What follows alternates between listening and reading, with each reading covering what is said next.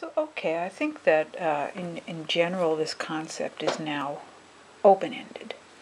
I tried dyeing over stripes where two colors meet.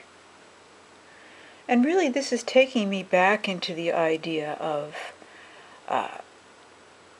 color as change. One thing into another. And these are harder edged, I guess, but there's nothing to keep me from maybe dyeing over something that's a softer edge. And it also brings me back to Spirit Cloth Diaries when I dyed so many of these moons. And now I'm just converting that into that idea of full spectrum of, or full spectrum of circles, dots, or whatever else it is that I might be thinking about. Maybe I can go back to some of the other motifs like the butterfly and things like that and do a full spectrum of those, because I have so much already colored cloth that this overdying idea is now, well, when I lay them out like this is also a meeting place of sorts. Maybe it's a softer edge idea of concept of one thing into another. So I've kind of taken this idea of meeting points, or starting with even little bits of color.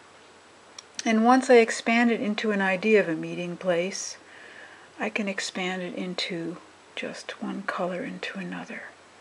It becomes season, it becomes what color is to me, which is, I don't know, it's a kind of transition in a way.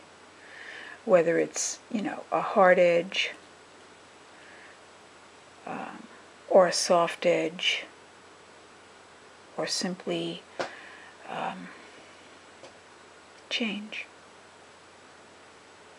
I've got a lot of these overdyed already. I did so many in the other diaries I had. Actually, it was this time last year that I have so many of them. I'm going to put some of these together, these little full spectrum packs, together as part of my Scraps of Self as well, since I think that they're just such a nice little palette to work from. Maybe I'll put a few in the shop.